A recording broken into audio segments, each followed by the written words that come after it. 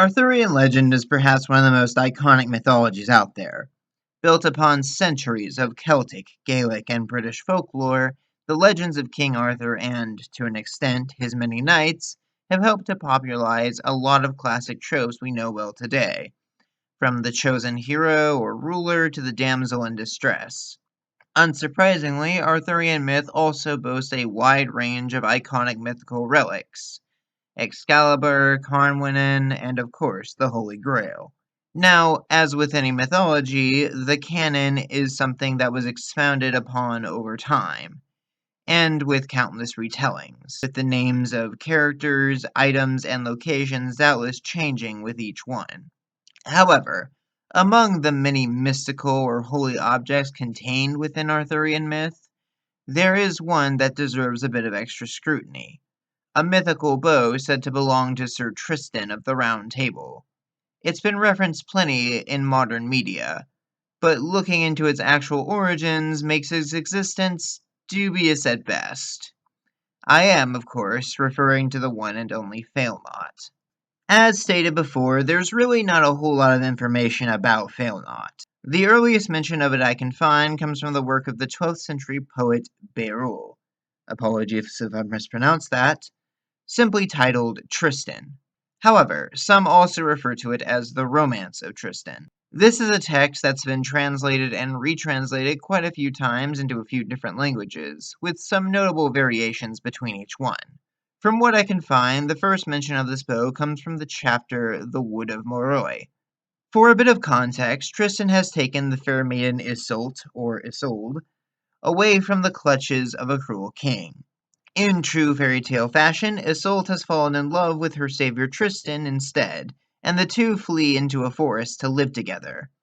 However, the king is relentless, and sends men after Tristan to kill him and reclaim Isolde. With the help of a man named Governal, Tristan is able to kill one of these adversaries and frighten off the rest.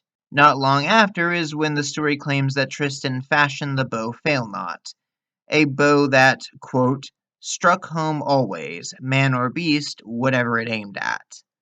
The text is extremely vague about the specifics here. How did Tristan fashion such a bow? Is it enchanted somehow, or is he just such a good craftsman that he can casually make bows of such high quality that they never miss? Or are we meant to assume that the bow never misses because Tristan himself is just that good of an archer? Sadly, the weapon isn't mentioned again in the passage after Tristan apparently takes it out for a hunt one evening. At least not that I've been able to find. That's about all that this particular version got me, but thanks to Flusterscherben over on Tumblr, I was able to find another version/translation of the story by MD Leg. In this version, Tristan creates the unfailing bow, which seems designed almost like a trap of sorts. Quote, if a stag or deer going through the woods touched those branches, where that the bow was set up and drawn, if it made contact high, it was struck high, and if it made low contact with the bow, it was struck low immediately. Tristan, with good reason, gave that name to the bow when he had made it. It had a very good name, the bow that did not fail, to hit anything it shot at, low or high. It was of great use to them thereafter, and enabled them to eat many a large stag. So, again, the details are a little vague, but it sounds almost like some kind of complex mechanism that automatically hunted game that got too close. A bit of a far cry from an actual bow. My associate suggested that this may in fact be a form of spring bow, a kind of predecessor to the compound bow. Assuming my understanding of this text is accurate, Tristan somehow rigged this thing into the trees themselves to kill any stag or deer that triggered it, which I guess could be seen as unfailing in a way. Sadly, with such vague descriptions, it's still really hard to draw any definitive conclusions. The question of whether or not there's any sort of magic at play, or even if Failnaught was actually a bow in the way we would think of it, is still kind of up in the air. Even the name ultimately seems to be little more than some grammatical shenanigans trying to simplify the description of the bow that does not fail, or the unerring bow. Regardless, a lot of modern media seems to have arrived at the fairly unanimous conclusion that Failnaught is a magical bow blessed with the power to always, or at least almost always, hit its target. And indeed, that fantastical nature is the direction most portrayals seem to lean into these days.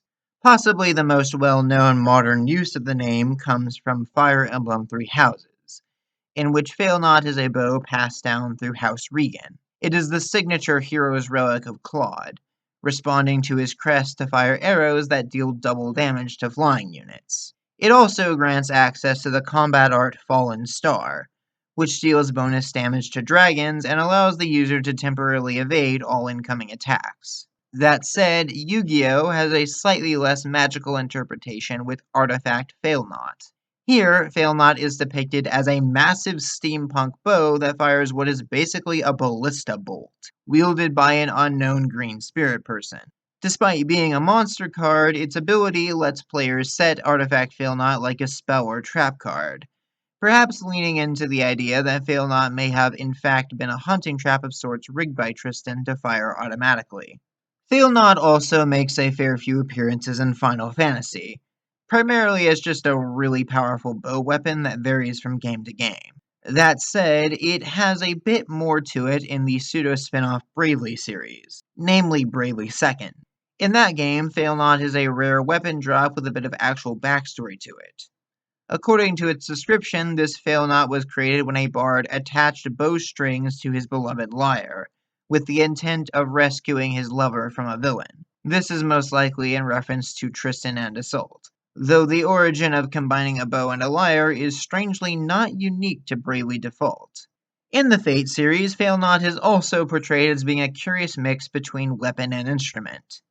In fact, Fate's interpretation seems to imply that Failnaught is actually nothing more than a magical string, or possibly strings, that Tristan has attached to his bow.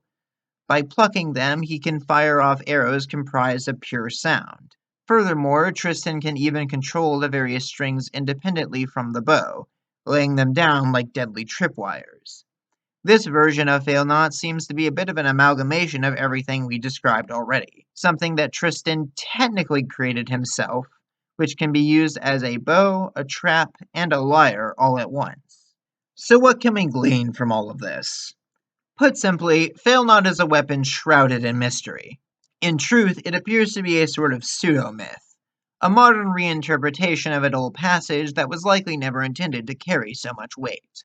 The original bow, whatever it may have been and however it may have functioned, was evidently little more than something Tristan created to make living in the forest easier while he hid from his enemies.